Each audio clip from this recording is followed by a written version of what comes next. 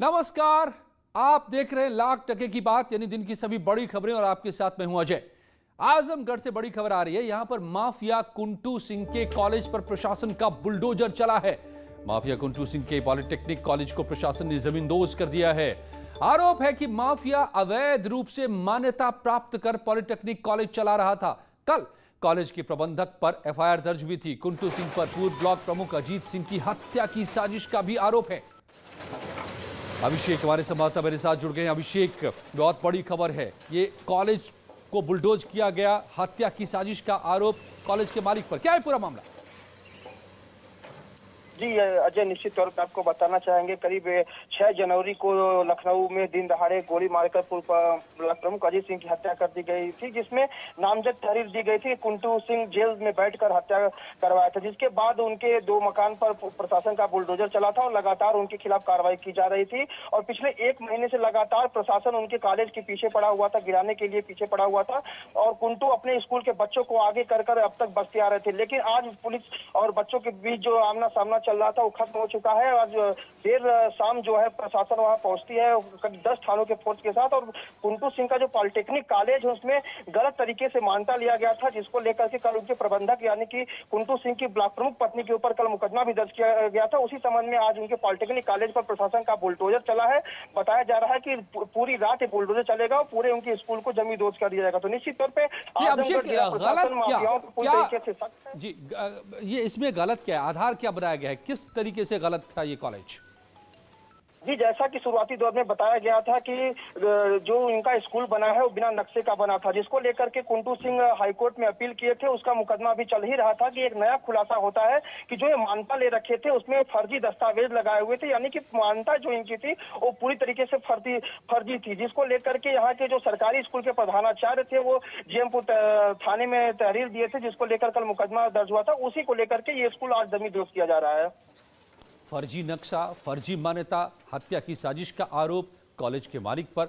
नतीजा जमींदोज हो रही है पॉलिटेक्निक कॉलेज आजमगढ़ में। कुंटू सिंह के इस कॉलेज पर चल गया बुलडोजर। और सीएम तीरथ सिंह रावत दिल्ली दौरे पर हैं। सीएम तीरथ सिंह रावत बीएल संतोष से मिलने उनके आवास पहुंचे और कई मुद्दों पर बात की। इसके बाद वो राज्यसभा सांसद अनिल बलूनी से मिलने उनके घर भी पहुंचे। यहां उत्तराखंड से जुड़े कई मुद्दों पर बातचीत हुई। सीएम बनने के बाद पहली बार दिल्ली पहुंचे तीरथ सिंह ने बताया कि ऑल वेदर रोड, स्वास्थ्य, शिक्षा समेत कई मुद्दे उनकी प्राथमिकता में शामिल हैं। इसके साथ ही सीएम ने कुंभ में आने के लिए सबको न्योता दिया। हालांकि उन्होंने अब सभी लोगों से कोविड गाइडलाइन के पालन की भी बात कही।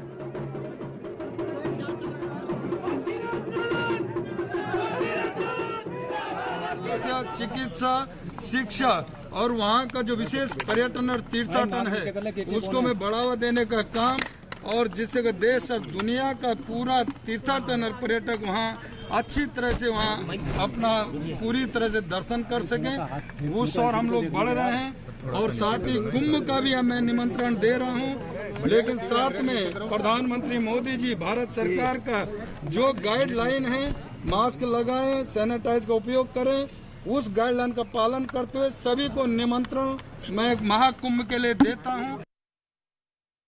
और तेजी से बेकाबू हो रहे कोरोना के देश में पिछले 24 घंटे में 40,000 नए मामले सामने आए हैं। कोरोना से निपटने के लिए केंद्र और राज्य सरकारें सख्ती दिखा रही हैं, मगर कोरोना के खतरे से बेपरवाह लोगों की लापरवाही नहीं कम होती दिखाई दे रही है। कहीं तो नेता ही मास्क नहीं लगाए हुए हैं, तो कहीं पर लोगों की भीड़ कोरोना नियमों का जमकर मखौल उड़ाती दिख रही है। देश में कई जगह नाइट कर्फ्यू भी लगाया गया है, मगर लापरवाह लोग नियमों को ताक पर रखकर मजाक उड़ाते नजर आ रहे हैं।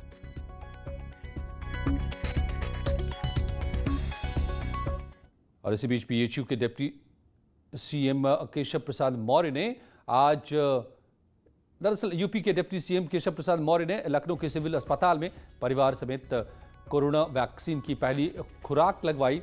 इस मौके पर केशव प्रसाद ने कहा कि वैक्सीन पूरी तरह सुरक्षित है और हर कोई वैक्सीन लगवाए। भारत को कोरोना मुक्त बनाना है तो सबको कोरोना का वैक्सीन लेना होगा। पत्नी भी उनके साथ मौजूद थी, उन्होंने भी वैक्सीन का पहला डोज लिया और दोनों ने ही कोरोना वैक्सीन लगवाने की सबसे अपील की। हमको भी लगवाना, हमारा नंबर जब आएगा। कोरोना महामारी पर भारत की विजय हो, उत्तर प्रदेश की विजय हो, इसके लिए कोवैक्सीन लगवाने का काम किया है। आप सभी से भी अपील करता हूँ कि कोविड का जिस प्रकार से असर इधर बढ़ता चला जा रहा है, पर लापरवाही भी हो सकती है। हम सबको इस लापरवाही से भी बचना है, मास्क भी लगाना है और दूरी भी बनाना है और वैक्सीन लगाने का काम भी करना है। जैसा आप सभी जानते हैं, देश के माननीय प्रधानमंत्री श्री नरेंद्र मोदी जी ने बताया है कि सरकारी हॉस्पिटलों में यह कोवैक्सीन जो कोरोना के असर को समाप्त करेगी और आपके अंदर एंटीबॉडी को जनरेट करने का काम करेगी, वह निःशुल्क लगाई जाती है। अगर आप किसी निजी हॉस्पिटल में जाते हैं तो बहुत सीमित शुल्क में वैक्सीन उपलब्ध है। तो मैं आप सबसे अपील करता हूं कि मैंने भी लगवाया है और आप लोग भी लगवाइए और कोरोना को उत्तर प्रदेश से और देश से बाहर भगाइए। यूपी की जेलों में कैदियों को कोरोना वैक्सीन लगाई जाएगी। 23 और 24 मार्च को कैदियों को वैक्सीन की पहली डोज दी जाएगी। 60 साल से ऊपर के कैदियों के साथ साथ बीमारियों से ग्रस्त 45 साल के से ऊपर के कैदियों को वैक्सीन लगाई जाएगी। डीजी जेल आनंद कुमार ने जेल अधीक्षकों को दिए वैक्सीन प्रोटोकॉल पालन कराने के निर्देश।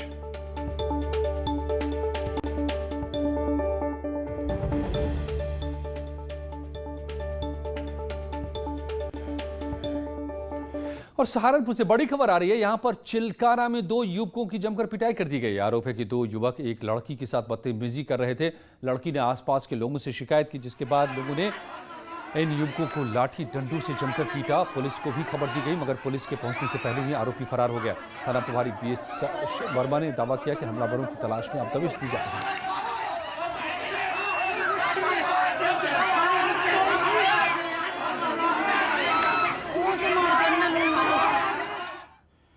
मुख्यमंत्री तीरथ रावत के जीन्स वाले बयान पर बवाल बढ़ता जा रहा है। कांग्रेस इस्तीफा मांग रही है।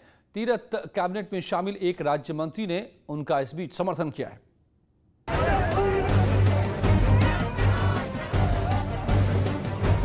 उत्तराखंड पुलिस को क्या पता था कि सरकार बनने के 1 हफ्ते के अंदर ही प्रदर्शन को थामने की नौबत आ जाएगी।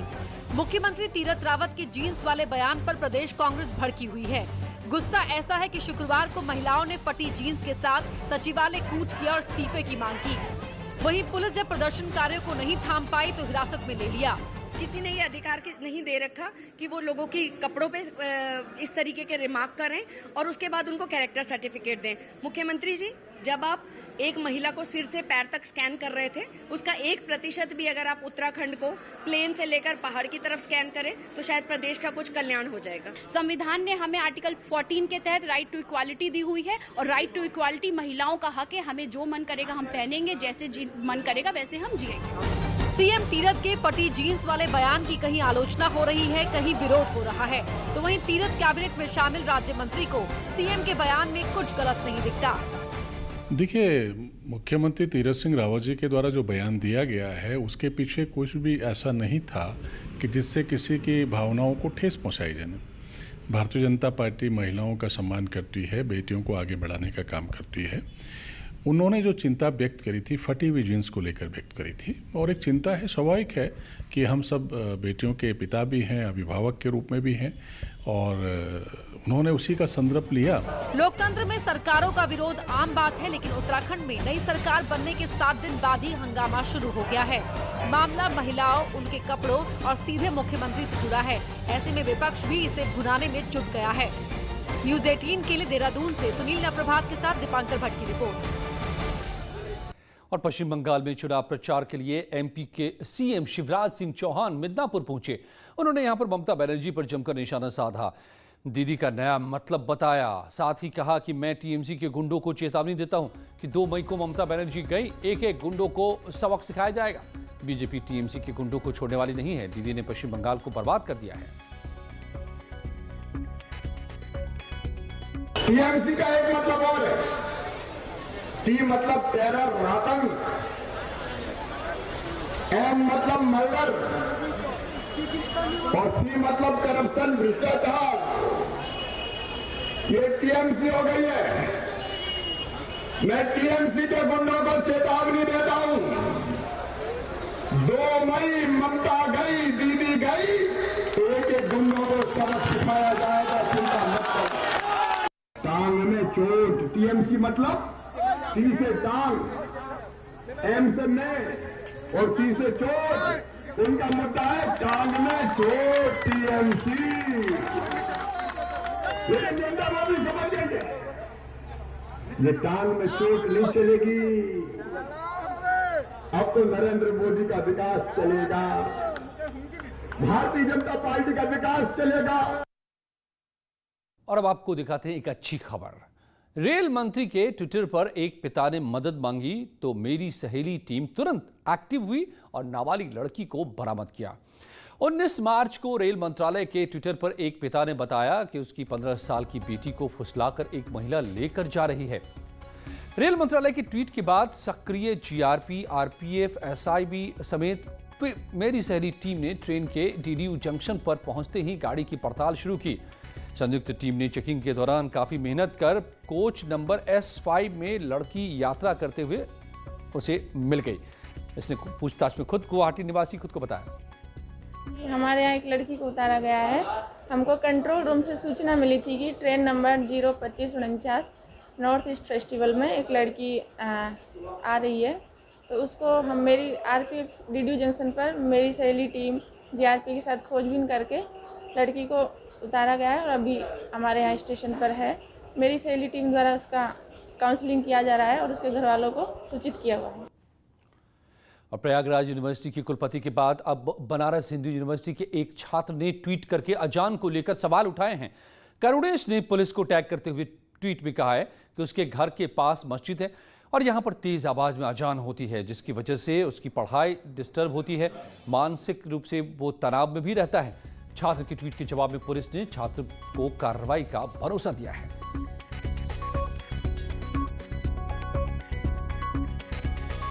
शिकायत मैंने इसलिए किया क्योंकि हमारे बगल में मस्जिद है और जहाँ से भयंकर अजान का ध्वनि प्रदूषण होता है बहुत तेज़ी से, और मैं पढ़ता रहता हूँ। और आप जानते हैं जैसे हम तैयारी हम लोग करते हैं तो मानसिक एकाग्रता क्या होता है, एकदम बिल्कुल बीच में एकदम एकाग्रता खंडन हो जाता है और क्या कभी कभी चिड़चिड़ाहट होने लगता है। और शाम को बच्चों को पढ़ाता भी रहता हूँ तो उस टाइम क्या होता है कि हमको क्लास को रोकनी पड़ती है। इलाहाबाद यूनिवर्सिटी के कुलपति प्रोफेसर संगीता श्रीवास्तव के अजान पर आपत्ति के बाद अब वाराणसी में भी बीएचयू के एक छात्र द्वारा अजान पर वाराणसी के ट्विटर पर पुलिस को ट्वीट किया गया है। इस पर पुलिस ने बाकायदा रिप्लाई करते हुए कार्रवाई के निर्देश भी दिए हैं। ऐसे में अब छात्र को उम्मीद है कि जो पढ़ाई में उसका डिस्टरबेंस हो रहा था वो डिस्टरबेंस अब बंद हो जाएगा।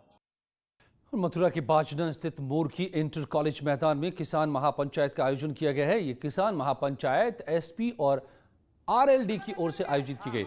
इस मौके पर एसपी अध्यक्ष अखिलेश यादव के साथ आरएलडी के उपाध्यक्ष जयंत चौधरी भी मौजूद रहे। किसानों को संबोधित करते हुए अखिलेश यादव ने कहा कि किसान आंदोलन से कोई घबराया हो या नहीं, लेकिन बीजेपी जरूर घबरा रही है। जिस तरह से किसान लड़ाई लड़ रहे हैं, बीजेपी को पता चल गया कि अब किसान रुकने वाले नहीं। अखिलेश ने कहा कि हमें पता है कि लाठी कहां चलानी है।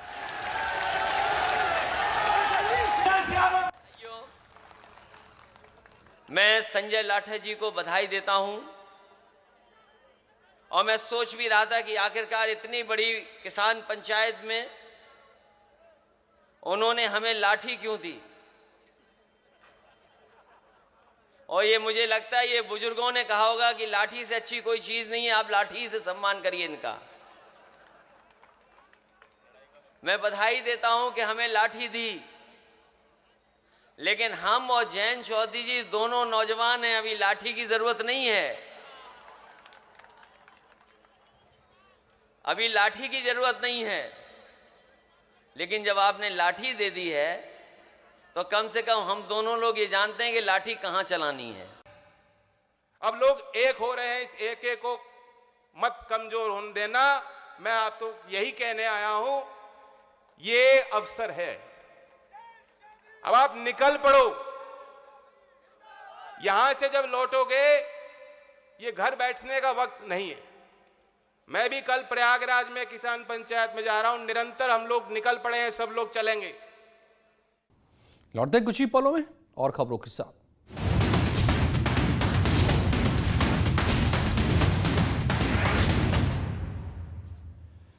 सोशल मीडिया पर एक वीडियो वायरल हो रहा है जिसमें यूपी के शामली के रहने वाले अजीम मंसूरी शादी के लिए सिफारिश करते नजर आ रहे हैं। इनकी लंबाई महज 2 फीट 6 इंच है।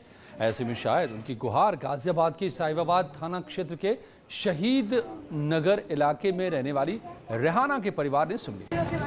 और उन्होंने अजीम के लिए अपनी बेटी का रिश्ता भेज दिया।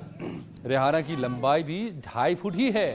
रेहाना के पिता के मुताबिक लंबाई के कारण रेहाना की भी शादी नहीं हो पा रही है, मगर अब लगता है कि रेहाना की शादी हो जाएगी।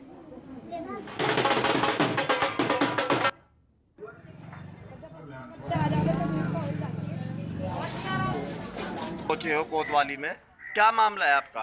जी मेरी शादी नहीं होती।